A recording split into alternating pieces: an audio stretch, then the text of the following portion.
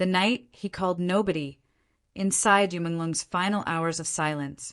The world remembers Yu Menglong for his soft eyes, his voice that carried sadness even when he smiled, and his charm that made pain look poetic.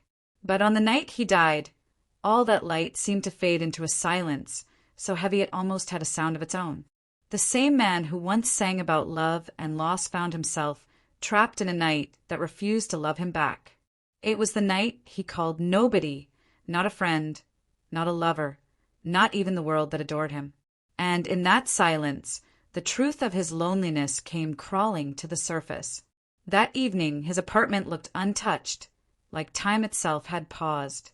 The city lights outside flickered against the cold glass windows, painting reflections of a man who seemed both present and distant, a ghost in his own story.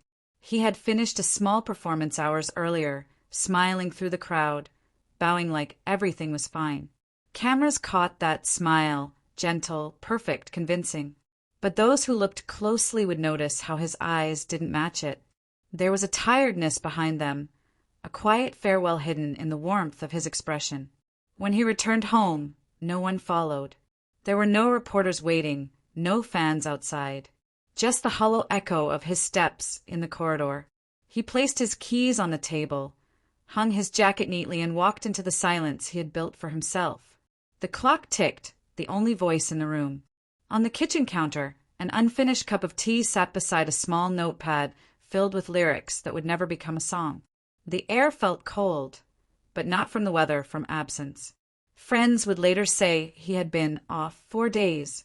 He hadn't answered texts. Calls went straight to voicemail. Some thought he needed space. Others assumed he was busy. But space was exactly what was killing him, the growing distance between his public life and his private soul. Fame had filled his world with noise, but that night he couldn't bear another sound. There's a peculiar kind of loneliness that comes when the world loves you but doesn't know you. Yu Menglong lived in that space, between applause and emptiness, between perfection and pain. Every word he spoke in interviews was carefully chosen, every smile rehearsed. Behind the charm was exhaustion, the kind that eats away slowly, silently, the kind that doesn't show until it's too late. The night he died, he played an old song, one he'd written years ago, before fame, before expectations, before everything turned into an act. The melody floated through the air, haunting in its simplicity. Some neighbors later recalled hearing it faintly through the walls, not knowing it was the last song he would ever play. In the middle of that song, he paused. His phone lay on the table beside him, its screen lighting up the dim room. No messages, no calls, just a quiet glow that disappeared into the dark. He scrolled through his contacts once, names of people who loved him, or at least claimed to. But each name felt heavier than the next. Who could he call without pretending? Who would understand the kind of silence that comes from having everything yet feeling nothing? His thumb hovered over one number, an old friend, someone from before the fame. But he didn't press it. He placed the phone down and stared at it, as if waiting for it to ring on its own. It never did. Outside, the city continued to move. Lights blinked, cars passed, laughter echoed somewhere far below. The world was alive, unaware that one of its brightest lights was quietly dimming above it. Inside that apartment, Yu Menglong sat on the floor by the window, watching the night stretch endlessly. His reflection stared back, the version of himself no one saw, tired, fragile, and lost. He whispered something, maybe a lyric, maybe a prayer. No one will ever know. People often imagine death as loud, full of screams, panic, chaos. But his was the opposite. It was gentle, slow, eerily calm, like he was drifting into a sleep he'd been chasing for years. The silence that filled the room was almost peaceful, but underneath it was a weight, a crushing sadness that even the walls seemed to feel. The kind of sadness that lingers long after the person is gone. By morning, the city woke up. The sun painted the sky gold, unaware that behind one of those windows, the world had lost someone irreplaceable. Calls began to pour in, messages, notifications, interviews. But it was too late. The phone that had been waiting for a voice all night now lay silent beside him, screen dark, battery drained. He had called nobody and nobody had called him. When the news broke, disbelief spread faster than truth. He was just smiling yesterday. He looked fine. He couldn't have. Those were the words that filled every comment section, every conversation. But people often forget that smiles can lie. They forget that behind every perfect photo might be a soul cracking quietly. Fame is an illusion, one that promises love but delivers loneliness when the lights go out. In the days that followed, his apartment became a shrine of grief. Flowers piled at the door. Fans cried in silence, holding letters they never got to send. People played his songs again and again, searching for hidden meanings, wondering if he had been telling them all along. Some claimed to hear pain in his voice. Others said they saw it in his eyes. But by then, all that was left were guesses, echoes of a story that ended too soon. His friends struggled to speak publicly. One of them said he always felt too much. Another whispered he just wanted peace. That word, peace, repeated everywhere, as if everyone suddenly realized how little of it he had in life. The same industry that celebrated his beauty and charm now mourned the fragility they had overlooked. Cameras that once flashed for fame now flashed for farewell. But there's a moment hidden from the world that defines the tragedy of Menglong's final night, that moment when he looked at his phone, waiting, hoping, hesitating. The call that never happened, the voice he never heard, the silence that answered him instead. That was the moment his soul began to slip away. He didn't die because he was weak. He died because he carried too much. The weight of expectations, the ache of perfection, the loneliness of always being seen but never known. He was surrounded by millions, yet completely alone. And in that isolation, he found himself listening to the one thing fame could never drown out: silence. In that silence, there was no applause, no cameras, no masks. Just him, a man who had given the world everything and received only noise in return. For the first time in years, he didn't have to smile. He didn't have to pretend. He didn't have to be anyone else but himself. Maybe that's why he didn't call anyone. Maybe he wanted to leave quietly without explanations or goodbyes. Maybe he wanted the world to hear, finally, the silence behind his songs. Now, when fans play his music, they don't just hear his voice, they hear his absence. They feel the weight of that night, the unanswered calls, the loneliness that filled the space between each lyric. His art has become both a gift and a ghost, haunting, beautiful, eternal. And as the world continues to move on, his story remains suspended in that one moment, the night he called nobody. The night the silence became louder than his voice. The night fame, perfection, and heartbreak all came to rest in a single breath. The night lingered like an unfinished song, too quiet, too long, too heavy to forget. The image of Menglong sitting alone in his dimly lit apartment became a ghost that refused to fade. The air inside that room still seemed to hold his breath, his hesitation, the sound of a heart breaking without a witness.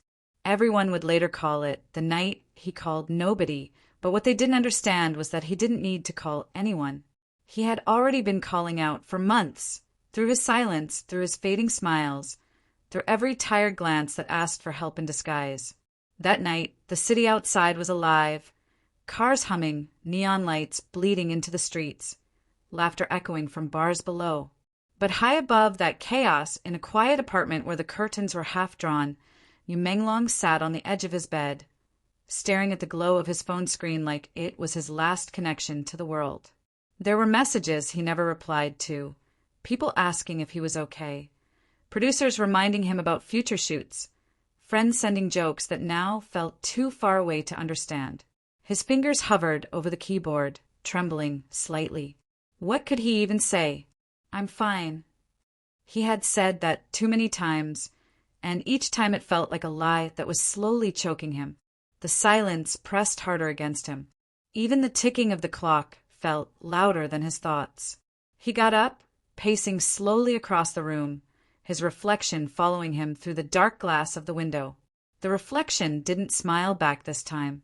It just stared, hollow, almost unfamiliar. The fame, the lights, the cameras, the millions of adoring fans.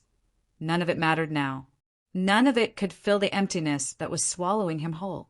On the table was a small notebook, the same one he used to write lyrics in when he was still full of dreams. The pages were messy, scribbled with lines that never made it into songs. But in between the verses were fragments of something deeper, darker. I'm tired. I don't feel real anymore. The noise outside is too loud, and inside me it's too quiet. These weren't lyrics. They were confessions, silent cries for help that nobody ever heard. He sat down again, flipping through the pages slowly, as if reading the story of a stranger.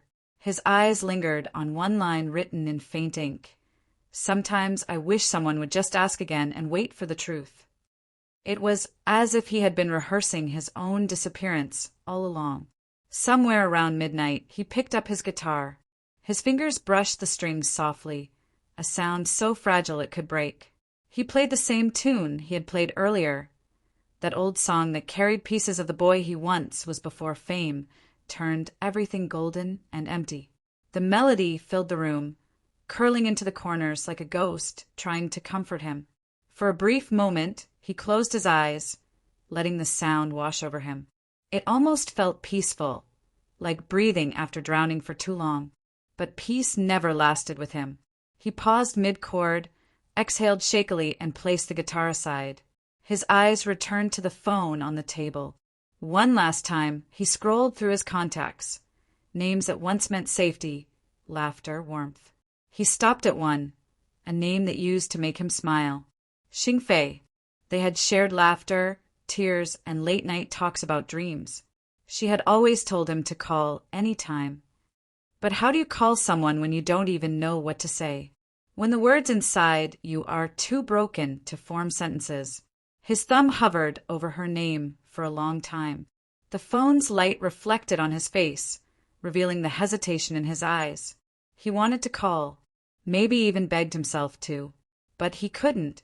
Not because he didn't want to, but because he believed nobody could understand what he was feeling anymore. Not the exhaustion, not the loneliness, not the numbness that made breathing feel like work. So he let the screen go dark again. The room returned to silence. The clock read 2:47 a.m. Outside, the city was asleep. Inside, Menglong sat still, motionless. His shadow stretched long across the floor. There's a certain stillness that doesn't belong to peace. It belongs to surrender. His mind was quiet, but it wasn't calm. Memories came flooding in. His first stage performance, his first heartbreak, the fans screaming his name, the endless rehearsals, the pressure to always look perfect, the endless pretending. Each memory flickered, like a film reel running out of tape. He whispered something, maybe a lyric, maybe a goodbye. His voice trembled slightly, but there was no one to hear it. The world outside his walls kept spinning, while his world was slowly stopping. At 3:12 a.m., his phone lit up for the last time. A notification, just a fan message, thanking him for being their light. He smiled faintly. If only they knew how dark his nights had become. He read the message twice, then placed the phone face down, as if the light was too bright to look at anymore. By dawn, the apartment had grown colder. The tea on the counter had turned completely cold, the pages of his notebook still open. The faint scent of his cologne lingered in the air, mixing with the ghost of his last song. The world outside began to wake, but inside, time had already stopped. The next day, when they found him, the silence was deafening. His phone was right beside him, untouched. The screen showed a faint reflection of the city sunrise, the first one he didn't see. On his desk lay that notebook, open to a blank page, as if he had tried to write something one last time, but couldn't find the words. Maybe there were no words left to give. Maybe silence was his final sentence. When the news broke, fans flooded social media. Videos, photos, tributes. The world wept for a man they thought they knew. He was too kind. He looked happy. He was loved. But love in the digital age is often loud and empty. It echoes, but it doesn't hold. It comforts for a moment, but doesn't heal. Yu Menglong didn't die from a lack of fans or fame. He died from a lack of connection, the kind that goes beyond words, beyond screens. In the days that followed, his songs returned to the charts, his face to every screen. But what good is remembrance when it only comes after silence? People began to dissect his lyrics, searching for signs, lines that hinted at sadness, metaphors that now felt too raw to be coincidence.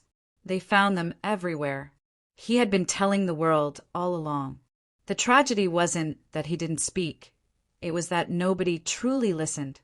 Now his apartment remains untouched, the lights turned off, the windows still facing that same city skyline. At night, people passing by claim they can see a faint glow, hear a soft tune from above, as if his spirit still lingers there, replaying that unfinished song, waiting for the call that never came. The night he called nobody became more than just the story of a man's final hours. It became a reflection of the world we live in, a world that celebrates smiles but overlooks silence, that hears music but misses the pain inside it. And so, the legacy of Yu Menglong lives, not only in his art but in the question he left behind. How many people suffer in silence, waiting for someone to call? How many voices fade because nobody listens until it's too late? The night he called nobody wasn't just his ending. It was a warning, wrapped in silence. A haunting reminder that sometimes the most painful cries are the ones that make no sound at all.